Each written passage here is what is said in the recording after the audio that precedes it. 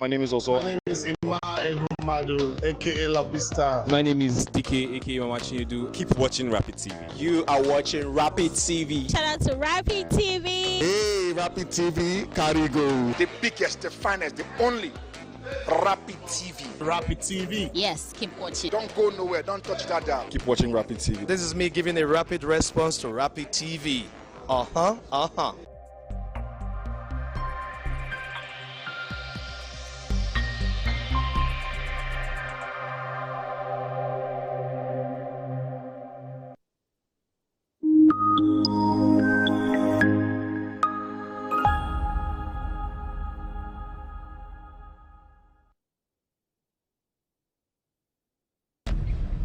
Greatness is not faceless. Greatness has a face. It has many faces. It has over 200 million faces. It has your face. It has my face. Greatness is beyond what we do. It's how we do it. It is the people we do it for. It is never settling, continuously tinkering with an idea till answers to age-old questions emerge. It is our wittiness. It is our speed, it's our energy, it's our heavy punches. It is making melodies from anything. It is in the endless poetry of Nigerian life. Joyful, frustrating, sad, exciting. It's the mix of colors, imitating the breathtaking tapestry of life. It's our defiance of fear and our almost defiant, nearly arrogant presence in the galleries of the distinguished. It is these everyday people creating timeless, priceless art, carving spectacle, crafting history. It is resilience woven into the fabric that we are made of and we wear. Etu, Ashoke, Akwete, Kura. Greatness, the Nigerian spirit. That thing about us that all recognize and still cannot find the right words to describe. Great is Nigerian.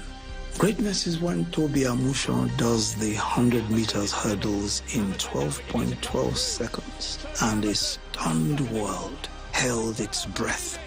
Greatness is the chicken scratch guitar chords that bewitched the world. A new beat, Afrobeat, from Fela and now to Burna Boy, to Wizkid and Davido. It is the earthy Afro pop of Asha. It's the compelling, beguiling Nigerian R&B of Tiwa and Teni, and the alternative sounds of Thames, Johnny Drill and Chike. Greatness is how our phenomenal artists are selling out arenas both home and abroad with tens of thousands of people showing up to experience the pulsations of this mysteriously sweet music. Greatness is Kunle Afolayan, Jadesola Oshiberu, Kemi Adetiba, Nazo Nuzo, hitting mind-boggling box office numbers, securing global film deals, and rallying communities. Not so long ago, content was just television, and now digital content is the new oil, with our skit makers, content creators, thought leaders, growing our digital economy. Greatness is Professors Kayode Oyewumi and Musa Yakubu, being listed among Elsevier BV's most productive scientists in the world. Greatness is Ethan Nwaneri at 15, becoming the world's youngest player in the English Premier League.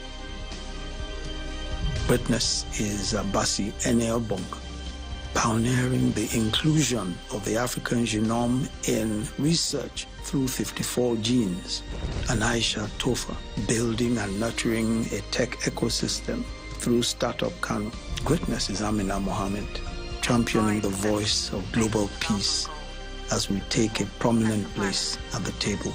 Greatness is Miracle Izuchukwu, becoming the youngest female commercial pilot in North America. Greatness is Faith Odunsi, calculating her way to become the global mathematics champion. Express 0.00. 2.4 times 10 is by minus 5. Correct. Greatness is the pantheon of Nigerian authors. Their stories, our stories, bringing the world into the magic, the pain, the triumphs of the Nigerian experience. Greatness is the Unicorns. 6 companies created by Nigerians under 30 years old, now worth over $1 billion each. The stories, the people, Nigeria. Each of these stories of greatness across the globe has you in it, and it has me in it. And we can almost take them for granted. They are so Nigerian. Chimamanda talked about the danger of a single story, where negative stories are used to flatten an individual's experience and overlook the many other stories that formed them. We are our stories. We are not one story, and we must tell these stories to ourselves and to the world. Nigeria is not faceless. It's not an obscure concept or a dream hiding behind the waving of a green, white, green flag. Nigeria has a face. It has many faces. It has over 200 million faces. It has your face. It has my face. What is a dream without a dreamer? You are a hero in this great story. Your name hasn't been mentioned yet, but it will be. You haven't caught the headlines yet, but you will. Oh boy, you never blow yet, but you go soon blow. You know it. I know it. I know you won't stop trying. You won't stop trying. I know you won't ever give up. You know you won't ever give up. How do I know? I'm in Nigeria, and you are too. And we don't stop until we win.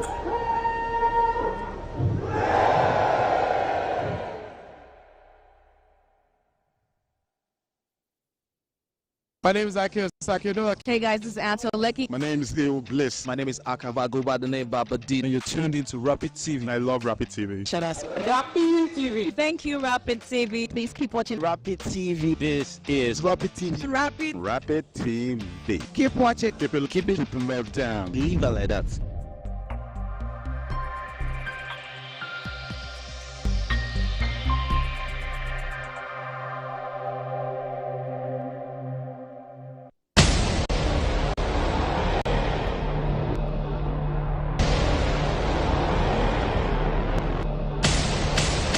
Later when you want to do down clutching, now so you go come here. Come meet me. 40,000. You don't forget saying promise me, say you go take care of me.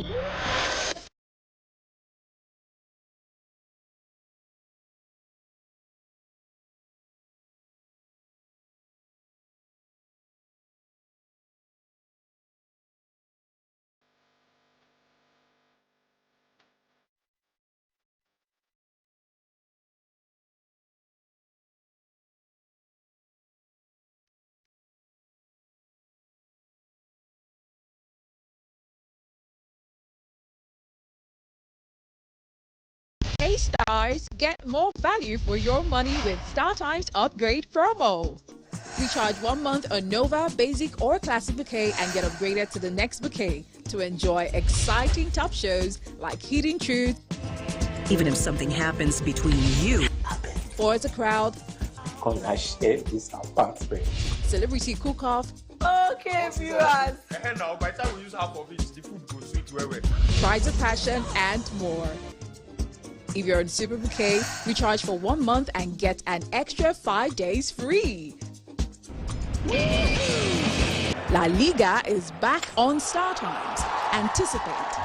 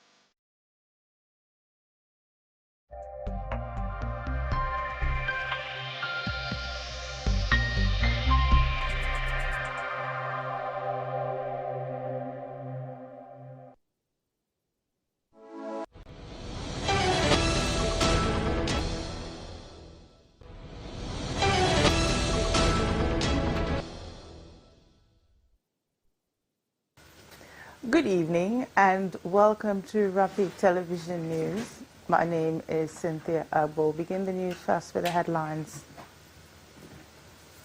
Police vow to crack down as protests turn violent in Rivers State. Calling for coup is treasonable, Falana tells protesters. Nigeria's import bill surges to $689 million in first quarter. Kamala Harris picks Minnesota governor as running mate. Brume Osoro Ochonogo leap into Olympics women's long jump final. Details of these and more will come to you in the bulletin. We'll be right back.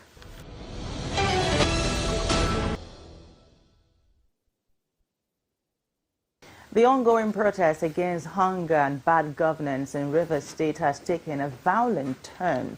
The Rivers Police Command has warned that the protest is assuming a frightening dimension, with protesters engaging in unlawful acts such as extortion, destruction of vehicles, and harassment of business owners. The police have restricted the protest to two venues, the Isaac Borough Park and the Pleasure Park, to prevent a breakdown of law and order. However, protesters have defied the directive, blocking roads and burning tires. The police spokesperson, Grace Iringe Koko, has warned that anyone infringing on the right of others will be arrested and persecuted. The protesters, on the other hand, have vowed to continue their demonstration, calling for President Bola Tinubu to resign. The situation in Rivers State is tense, with commuters trekking to their destinations and vehicles displaying leaves in solidarity with the protesters. The police are closely monitoring the situation, and the command has expressed worry over the lack of clear leadership among the protesters. A Lagos High Court has extended its order restricting protests in the state to two designated parks, Gani Farmi Freedom Park in Ojota and Peace Park in Ketu. The order, which was initially granted on July 30th, has been extended until August 29th. This decision was made after the state complied with the pre-action protocols for preemptive remedies. The court's decision is aimed at preventing the protests from being hijacked by hoodlums who may cause destruction and breach law and order. The Lagos State Attorney General and Commissioner for Justice, Lawa Pedro, argued that the police do not have sufficient manpower to provide security support for the protesters who plan to protest in all local government councils and public highways. The court ordered that the restriction of the protest to the two designated parks be extended until full compliance with the pre-action protocols. This decision is expected to maintain relative peace in the state despite the ongoing protests across the country. Mixed reactions have continued to trail President Bola Tinubu's recent speech on the hardship protests sweeping the nation. While some Nigerians are hopeful, others are skeptical. Our correspondent Erica Jones spoke with Lagos residents to gauge their response to the president's address. Let's take a look. We no go gree, oh, we no go gree. Bad government, we no go gree. We no go gree, oh, we no go gree. Bad government, we no go gree. We no go gree, oh, we no go gree. Bad government, we no go gree. We no go gree, oh, we no go gree. Bad government, we no go gree. We no go gree, oh, we no go gree. Bad government, we no go gree. This protest, which began on the 1st of August 2024, has seen a significant turnout despite the heavy presence of security personnel ensuring the demonstration remains peaceful. In the aftermath of the demonstrations, President Bola Tinubu addressed the nation. My fellow Nigerians, I speak to you today with a heavy heart and sense of responsibility, aware of turmoil and violent protests unleashed in some of our states. Notably, among the protesters were young Nigerians who desired a better and more progressive country where their dreams, hope, and personal aspiration will be fulfilled. I am especially pained by the loss of lives in Borno, Jigawa, Kano, Kaduna, and other states, the destruction of facilities in some states, and the wanton looting of supermarkets and shops, contrary to the promise of protest organizers that the protest will be peaceful across the country. Amidst the protest, residents are seen going about their daily lives, showcasing the resilience and determination of the people. Many have also voiced their opinions in response to President Tinubu's recent speech, calling for dialogue and an end to the protest. Two major things that Nigerians are really pained about. Number one, high cost of fuel prices. And number two, the high cost of food. So it is clear that from the first day of President Tinubu's administration, when he declared that subsidy is gone, instantly began a ripple effect of inflation. Remove the subsidy. People are suffering. Cost of living is too much. When you go to the market, if you're having 50,000 naira before to purchase something, now is about 5,000 naira. In Buka, I'm a worker. I'm self-entrepreneur. If I go to the market, I could not afford the things of 200,000 naira again. Things are getting out of hand. Most cases, if I want to say on my own, I think it's just have to respond to the demand of the masses. Because the fact is, if we say we are not seeing what is going on, they all know what we are going on. We are going through a lot of difficult time. So I think the best thing is for them to respond to the demand of the masses. Even if they can't meet all the demand, there are certain demands they should be able to meet, such as, for instance, the hardship in terms of feeding is becoming a big problem to everyone. The general sentiment among protesters is clear. While President Tinubu's call for dialogue is seen as a positive step, the people demand more than just words. They seek concrete actions to address their grievances and immediate measures to alleviate their suffering. High food prices, unemployment, and inadequate healthcare are among the top concerns that need urgent attention. Because people are suffering too much. Cost of living, food, everything. Even the youth, they are not even benefiting anything from them. They are not helping the youth at all. You see students, end of the school, nothing for him, no work for the students. And you are telling them to go to school. If they go to school and come back from the school, which work did you provide for them to do? So it's not helping the youth at all. We need change. People are suffering. Even the youth are suffering. I have a son, I have a daughter. No work for them. The government know what to do. They know what to do, but they are just beating around the bush. They are not taking, like, the masses' feelings. They are not putting it to heart. Everybody's suffering, you know, protests here and there. Are they not tired? Please, the government should just do something. Insecurity is the most paramount because our farmers are currently not doing so much as they should. So insecurity should be top priority, and then the hunger in the land is too much. And what are the things do I personally think the president should do? Number one, we have to make sure that we do our own homegrown food. We have to be able to provide for our own self, rather than depending on the West or somewhere else. So we just have to go back into invest more in agriculture. Nigerians are watching closely, hoping for a resolution that addresses the root causes of their discontent in no distant time. My name is Erica Joan, reporting for Rapid TV. The Nigerian police have arrested foreign nationals suspected of sponsoring protests with the Russian flag in some parts of the country. This was announced by Police Commissioner Salma Garba after a security meeting with Kano State Governor Abba Yusuf on Tuesday. The protests, which are part of the End Bad Governance movement against hardship and hunger, took a surprising turn on Monday when protesters in some northern states displayed the Russian flag and chanted "Tinubu must go." This has sparked reactions from human rights activists and senior legal practitioners who have condemned the act as treasonable. The police commissioner has warned that security agencies will clamp down on anyone trying to compromise the security of the state. Meanwhile, the curfew in Kano State has been relaxed from 6 a.m. to 6 p.m.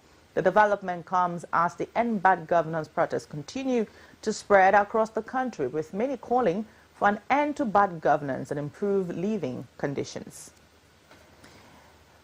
Human rights activist and senior advocate of Nigeria, Femi Falana, has warned that calling for a military coup or campaigning for unconstitutional change of government is a treasonable offense. Falana emphasized that while Nigerians have the right to protest against unpopular government policies, such protests must be peaceful and within the ambit of the law. Falana's statement comes on the heels of violent protests in northern parts of the country, where protesters were seen brandishing the Russian flag and chanting "Tinubu must go." Falana described this as an act of gross abuse of the constitutional right to protest and advised those involved to stop immediately, lest they be accused of engaging in the offense of treasonable felony. Falana called on the Bola Tinubu administration to review its neoliberal policies, which he says are prompting poverty and hardship in the land. He also urged government officials to articulate policies more engagingly and to positively inform policies through civic engagement. Falana emphasized that this is the popular democratic path for citizens to take rather than inviting the tragedy of military rule. A Kano State Mobile Court has remanded 632 protesters for alleged vandalism of public and government properties during the End Bad Governance in Nigeria protest. The defendants are facing charges of criminal conspiracy, theft, unlawful assembly, inciting disturbance, trespass, and mischief by fire. The court held that the defendants committed the alleged offenses on August 1st during the nationwide protest, trespassing and vandalizing government and public properties in the state. The prosecution alleged that the defendant broke into shops and looted goods, contravening provisions of the Penal Code. The court adjourned the sitting until August 19 for a hearing. Some defendants pleaded guilty while others pleaded not guilty to the charge. The State Attorney General Haruna Dederi said the state government set up 3 mobile courts to prosecute the defendants due to the large number involved. The Ministry of Justice will study the case diary and give appropriate advice before the next adjourned date. Former President Olusegun Obasanjo has warned about the dangers of youth unemployment in Nigeria. In an interview with the Financial Times, Obasanjo expressed concern that the country is sitting on a keg of gunpowder due to the restiveness of unemployed youth. He emphasized that the lack of skills, empowerment, and unemployment among youth is a ticking time bomb that requires immediate attention. Obasanjo attributed Nigeria's economic woes to its reliance on crude oil production, calling it a deadly mistake. He advocated for diversification, particularly in agriculture, which he believes could have been the counterpiece of Nigeria's investment. The former president also criticized the failure to revamp the country's refineries, citing corruption and mismanagement as the major obstacles. Obasanjo further warned that the lucrative business of fuel importation is frustrating efforts. We'll now go on a short break. The news continues.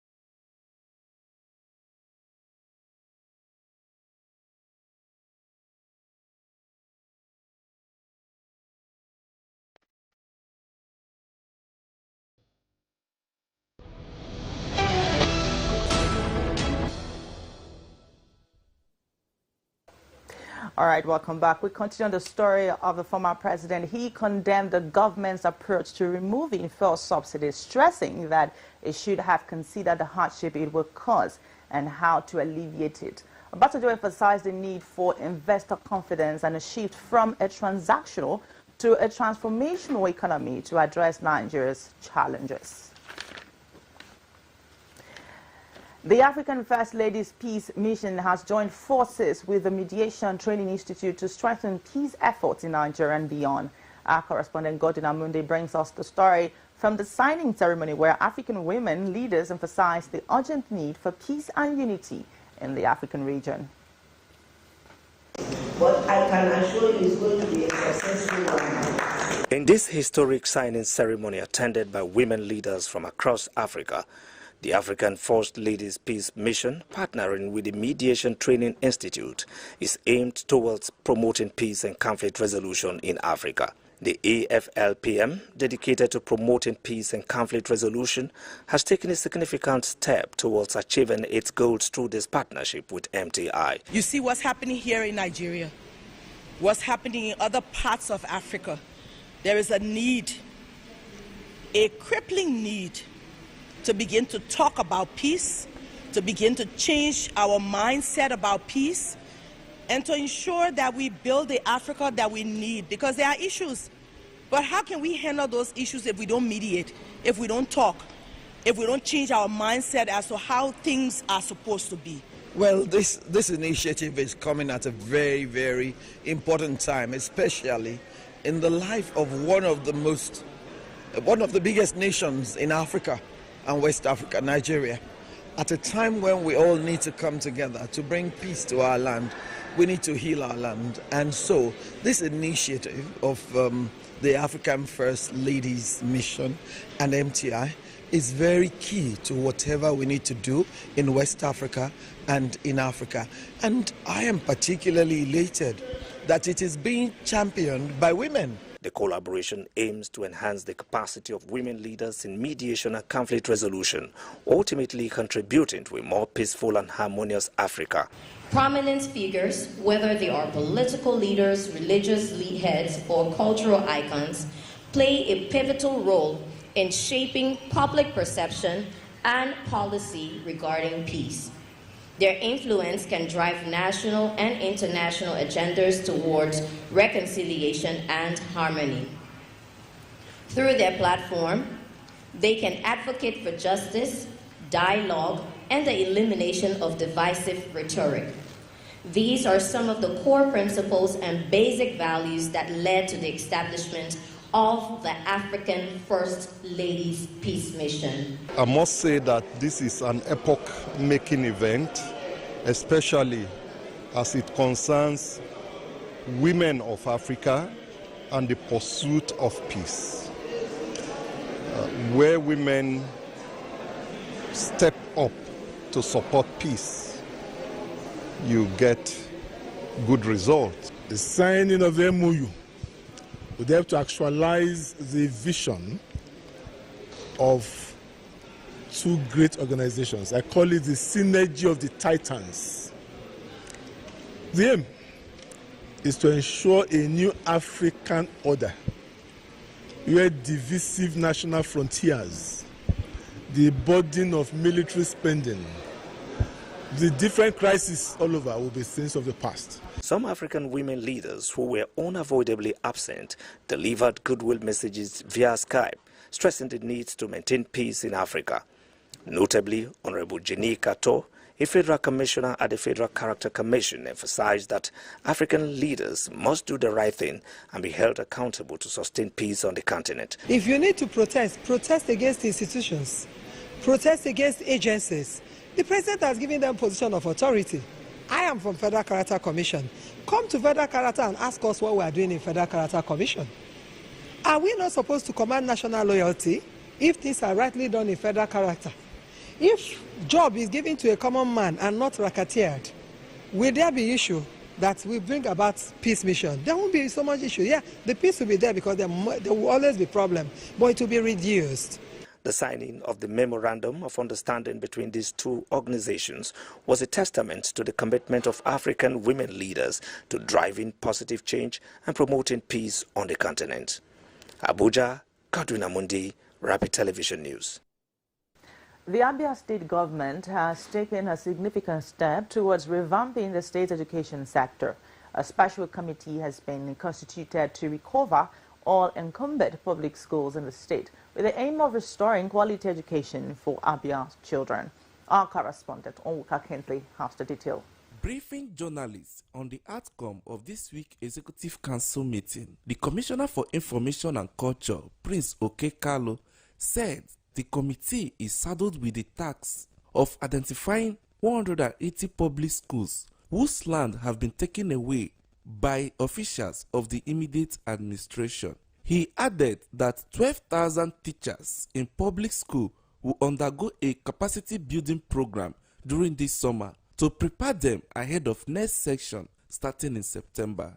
In a related development, about 12,000 teachers across the state will be trained to undergo massive training during this summer break to prepare them for the emergent new look schools that we'll have from September.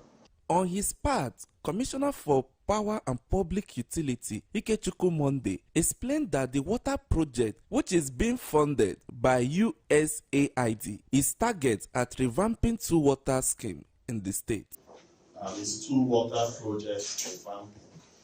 The water scheme at Obakala and the water scheme at Arel. This water scheme is to give each of those 2 locations, revamp the water scheme and reticulate to 320 homes each. And it's a project financed by USAID. Responding to question, the special advisor to the governor on media and publicity, Ferdinand Ekoma, dismissed the rumor making round that staff of office of the newly crowned Eze-Aro, Eberechukwu Orji, have been withdrawn from him, adding that the state government did not receive any court order to that effect. The rumor is false. The rumor is false. It's baseless, it's unfounded. The newly coronated remains the Eze-Aro. That is the position. It's government that issues staff of office. It's government that recognizes every Eze. There are processes for the coronation of and recognition of an Eze. So when you are coronated, you are issued with staff of office, you are given certificates, and those processes were completely adhered to. Government has not gotten any court of that. From Omaya, Omoka Kinsley, Rapid TV News. Aviation unions have appealed to President Bola Tinubu to intervene in the crisis at Arik Air Nigeria Limited, following the grounding of the airline's operations by the Nigerian Airspace Management Agency over indebtedness. The unions, including NAAPE, NUATE, and ATSSSAN, say the situation has caused anguish and frustration among passengers, leaving many stranded. In a joint letter to the president, the unions estimate that over 2,000 workers and their 16,000 dependents are affected by the crisis, which could exacerbate the country's socio-economic challenges. They warn that the grounding will have a negative impact on third-party vendors and service providers, including airports, aviation agencies, and ground handlers. The unions also caution that the crisis could have significant negative consequences for the earnings of aviation agencies. The unions are urging President Tinubu to use his office to call all parties involved to order and allow Arik Air to continue its operations while the issues are being resolved.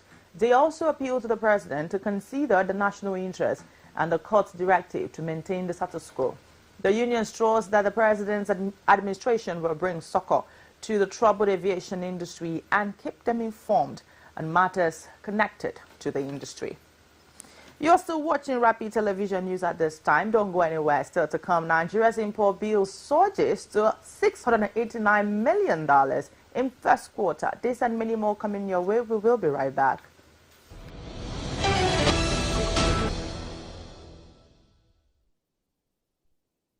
Hey Stars, get more value for your money with StarTimes Upgrade promo. Recharge 1 month on Nova, Basic, or Classic Bouquet and get upgraded to the next bouquet to enjoy exciting top shows like Hidden Truth, even if something happens between you, For the Crowd, Celebrity Cook-Off, okay, viewers. Now, by the time we use half of it, the food goes sweet well. Prides of Passion, and more. If you're in Super Bouquet, recharge for 1 month and get an extra 5 days free. La Liga is back on Star Times. Anticipate. Your car. Are you serious? You are the most amazing husband in the whole world. Oh, come on. I really miss my son. I know that feeling. He's your small husband. Can say that again. Mabel, you still haven't told me who the father of that boy is.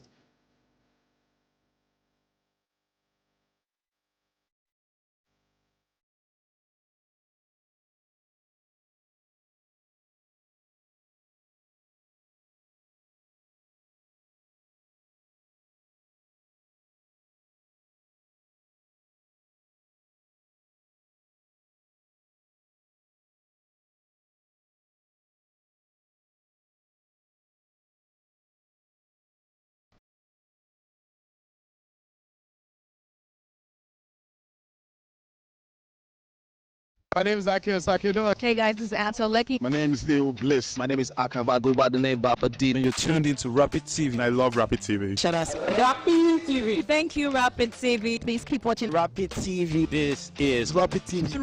Rapid TV. Keep watching. Keep it move down. Leave it like that.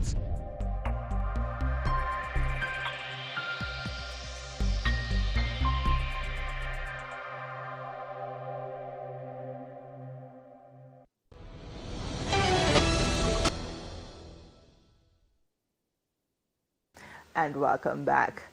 Nigeria's food imports has surged to $689.88 million in the first quarter of 2024, representing 17% of the country's total foreign exchange expenditure for the period. This marks a 40% increase compared to the previous quarter, highlighting the growing reliance on imported food to meet domestic needs, despite Nigeria's vast agricultural potential.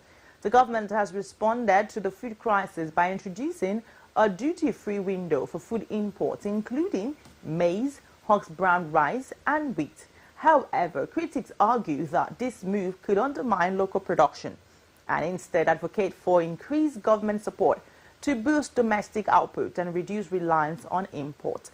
The Minister of Agriculture and Food Security has assured that the importation of food items is a temporary measure to curb food inflation and will not continue indefinitely.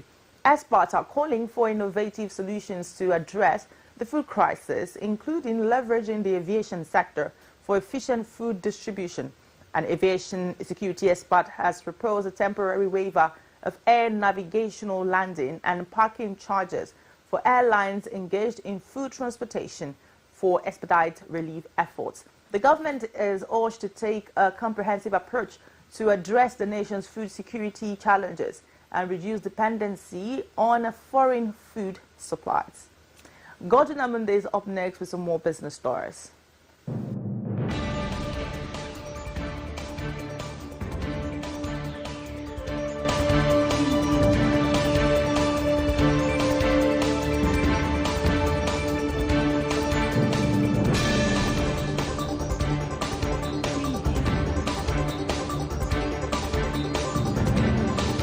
Hello, welcome to Business News Update.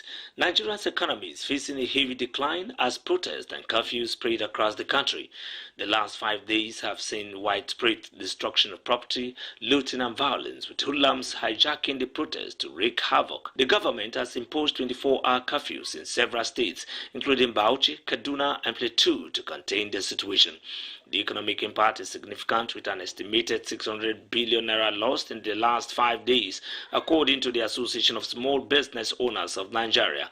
The Center for Promotion of Private Enterprise warns that a prolonged demonstration will lead to further degeneration of the economy, slowing down economic activities and crippling small businesses. Investors are also losing confidence, with a massive sell-off at the dollar-dominated bond among the protests and uncertainties. Experts are calling for dialogue between the government and protesters to address their demands and alleviate the suffering of citizens. Financial analyst Gebladi Idakolo says the government's promises should be felt in concrete terms, such as a reduction in food prices, not just heard. The director of the Center for Promotion of Private Enterprise, Muda Yusuf, urges protesters to suspend their actions to halt the collapse of Nigeria's economy. The situation remains volatile, with long fuel queues and skeletal business operations in affected areas. Bank lending in Nigeria has taken a hit as interest rates soar to as high as 60% per annum. According to data from the Central Bank of Nigeria, net domestic lending by banks to both government and the private sector declined by 1.5% in June. This decline is attributed to the high interest rates, which have made borrowing more expensive for individuals and businesses.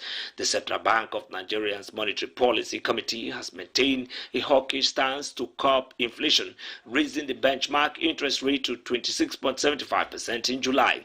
As a result, interest rates on loans have skyrocketed, with general loans attracting up to 60% interest per annum. This has constrained the capacity of banks to support economic growth and investment, especially in the real sector of the economy. Experts warn that high interest rates pose a risk to financial intermediation and economic growth, noting that the increase in interest rates will further constrain access to credit and impede business growth. They also add that high borrowing costs can deter borrowing activity, stifling entrepreneurial activity and innovation.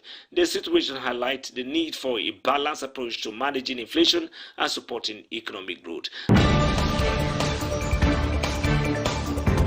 And of course, to wrap it up on business tonight, Wall Street's main indexes have bounced back in volatile trading, with investors looking for bargains after a big sell-off in the previous session. The S&P 500 and Nasdaq Composite both rose, with mega cap and growth stocks regaining some ground. Nvidia was among the gainers, rising 2.3%, while Apple slipped 1.9% after Warren Buffett's Berkshire Hathaway caught its stake in the iPhone maker. The rebound comes after weak economic data raised worries of a U.S. recession and led to a sharp unwinding of carrying trade. However, dovish rate commentary from Federal Reserve officials has lifted the mood, with traders now seeing 75% chance of a 50 basis point rate cut in September.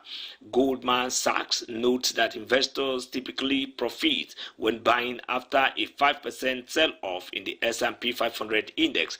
At the close of trading, the Dow Jones Industrial Average rose 0.08%, the S&P 500 gained 0.46%, and the Nasdaq Composite rose 0.49%. The rebound is seen as a relief rally, with buyers coming to the table after the selling pressure abated. However, concerns about the economy remain, with a closely watched gap between the 2 and 10-year benchmark yields turning positive, indicating a potential downturn. And that's it on Business News Update. My name is Godwin Amundi. Rapid Television News continues. Good evening.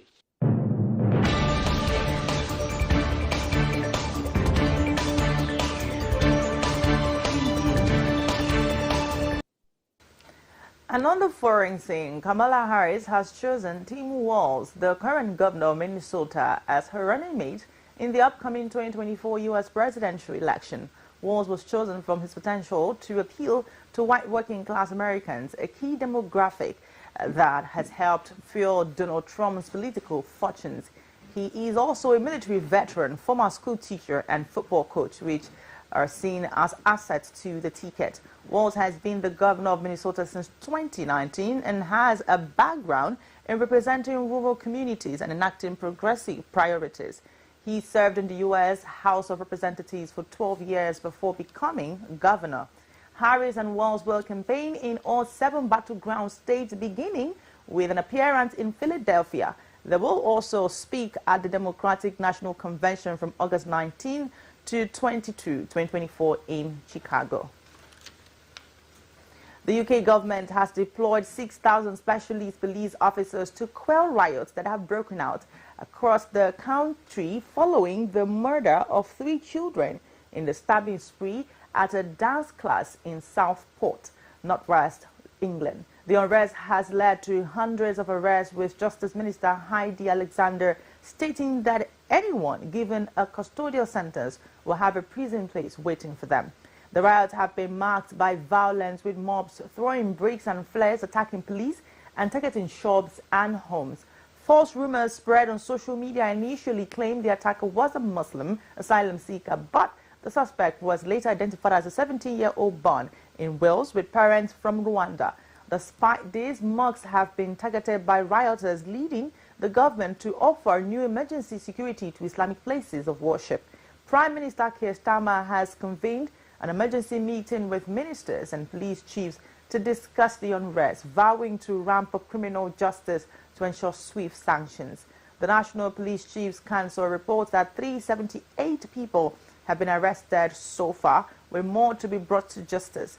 The government is working to restore order and address the root causes of the violence. Bangladesh President Mohamed Shahabuddin has dissolved parliament, meeting a key demand of student protesters who led demonstrations that ousted longtime ruler Sheikh Hasina.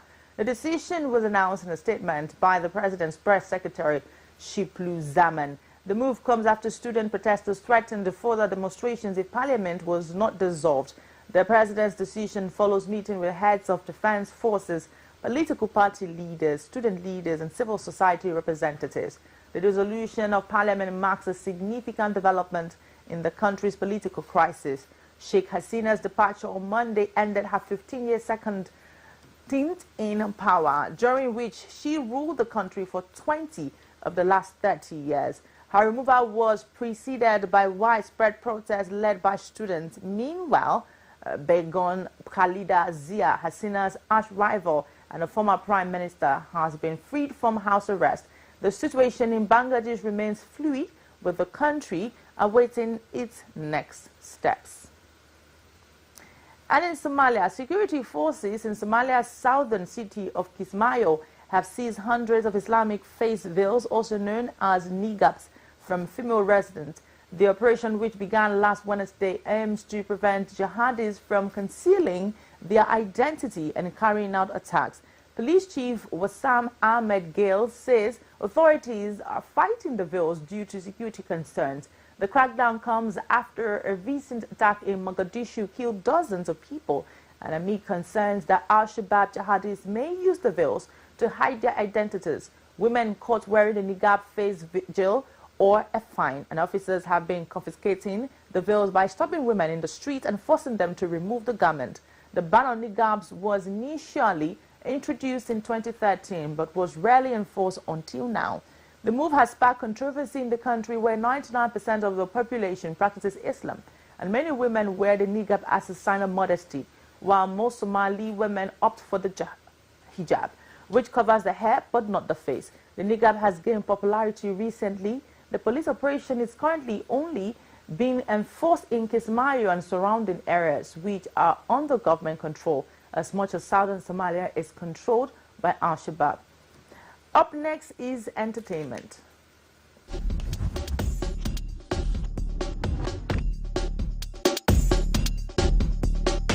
Hello and welcome to Entertainment News. American singer Solana Imani-Rowe, popularly known as Caesar, has announced a break from live performances. According to her, the break is indefinite. She announced this on social media after headlining Montreal's Osheaga Festival on August 5. The Kill Bill hitmaker explained that she needs the break to focus on getting her life together. On her X handle, Caesar wrote, "Yesterday was my last show for a while. Finally about to get my life together. Thank you, God." End of quote. The Grammy-winning R&B crooner has been on the road since early 2023, performing 63 shows across the globe for her SOS tour before launching into a packed summer festival schedule. In another landmark feat, Ayra Starr's sophomore album, The Year I Turned 21, has surpassed 500 million streams on Spotify. Released on May 30, 2024, the 15-track album enjoyed critical acclaim for its robust exploration of the Nigerian pop framework, while equally showcasing Ayra Starr's global ambitions. Preceded by the lead singles Commerce, Rhythm and Blues, and Bad Vibes featuring Sheyi Vibes, with guest appearances from Nigerian hitmaker Ashake, American stars Giveon and Coco Jones, and Brazilian singer Anitta, the album has gone on to enjoy commercial success.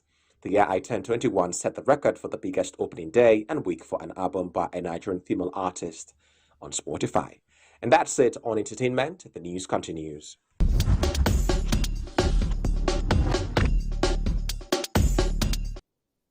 And now to sport. In a historic achievement, 3 Nigerian athletes, Ese Brume, Ruth Usoro, and Christina Ochonogo, have qualified for the women's long jump final at the Paris 2024 Olympics. This marks the first time Nigeria has had 3 representatives in the event final at the Olympics. Ese Brume secured her spot with an impressive leap of 6.7 meters, earning automatic qualification for the final. Her compatriot Ruth Usoro and Christina Ochonogo also delivered strong performances, jumping 6.76 meters and 6.65 meters respectively to join Brume in the final. The 3 Nigerian athletes will compete against 12 other finalists on Thursday for a chance to stand on the podium. This remarkable achievement showcases the talent and dedication of Nigeria's athletes, and fans will be eagerly watching to see how they perform in the final. The World Health Organization has reported that over 40 athletes at the 2024 Paris Olympics have tested positive for COVID-19, highlighting a new global rise in cases. The WHO warns that the virus is still circulating and countries need to strengthen their response system to combat the pandemic. Several high-profile athletes have fallen victim to COVID-19 at the Paris Games, including British swimmer Adam Peaty and Australian medal hopeful Lani Pelista. The WHO's Maria Van notes that wastewater surveillance suggests that the circulation of the virus is significantly higher than reported cases, putting everyone at risk of a potentially more severe virus. Van Kerkhove emphasizes that the high circulation of COVID-19 is unusual for this time of the year, as respiratory viruses typically increase in circulation during colder months. However, many countries have experienced surges of COVID-19 in recent months, including the Olympics, where athletes are being infected due to the virus' rampant circulation globally. Lionel Messi's £9.5 million luxury mansion in Ibiza has been vandalized by climate change activists from the Futuro Vegetal organization. The group threw red and black paint on the facade of the property and unfurled a banner criticizing Spain's environmental policies and the impact of wealth on the climate crisis. The activists targeted Messi's home, which they claim is an illegal construction acquired by exorbitant sum. They argue that the law favors the wealthy, citing the eviction of nearly 200 workers from a nearby settlement with no housing solution. The group links tourism and overpopulation to climate change and has taken responsibility for the attack. Messi, who is currently on a break from club football and rehabilitating from an ankle injury, has yet to respond to the incident. The vandalism is the latest example of high-profile targets being attacked by climate change activists. The incident highlights the growing concern about the impact of wealth and privilege on the environment and the need for accountability. And that's the most we can take on the news at this time. Before we go, a recap of our major stories. Police vow to crack down as protests turn violent in Rivers State. Calling for coup is treasonable, Falana tells protesters. Nigeria's import bill surges to $689 million in first quarter. Kamala Harris speaks Minnesota governor as running mate. And in sports, Brume Usoro Ochonogo leap into Olympics women's long jump final. Thank you so much for staying with us. My name is Cynthia Agbo. Do not forget that you can follow us on our social media platform. Visit our website for more interesting content. Do have yourself a restful night.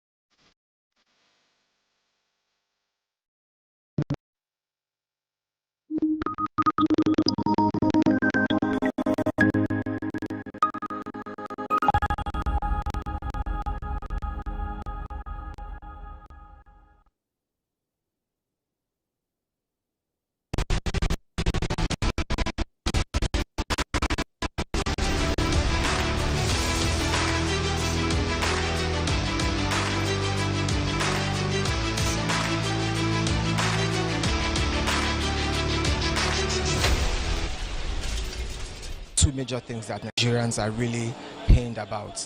Number one, high cost of fuel prices. And number two, the high cost of food. So it is clear that from the first day of President Tinubu's administration, when he declared that subsidy is gone, instantly began a ripple effect of inflation.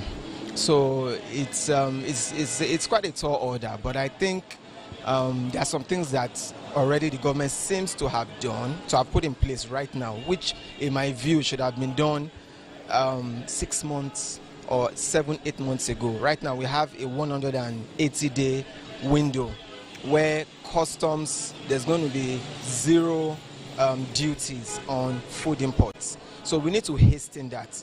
Let's see how we can, in the interim, quickly bring in food at very, very low rates. If possible, just as the government wants to do, no customs rates, and we should also find a way of opening our borders at the interim, so that Nigerians can have cheaper food. In most cases, if I want to say on my own, I think it's just have to respond to the demand of the masses. Because the fact is, if we say we are not seeing what is going on, they all know what we are going on. We are going through a lot of difficult time. So I think the best thing is for them to respond to the demand of the masses. Even if they can't meet all the demand, there are certain demands they should be able to meet, such as, for instance, the hardship in terms of feeding is becoming a big problem to everyone. Everyone is facing it.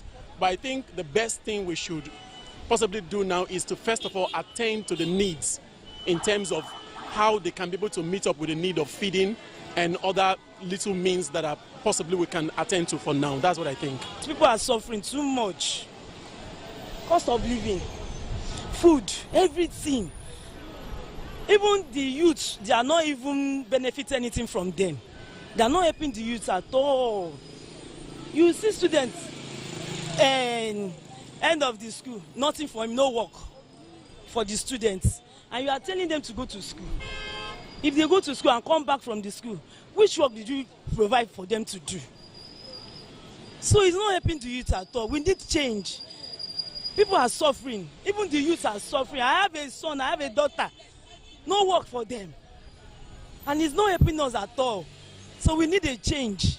I believe the government know what to do. They know what to do, but they are just beating around the bush. They are not taking, like, the masses' feelings. They are not putting it to heart.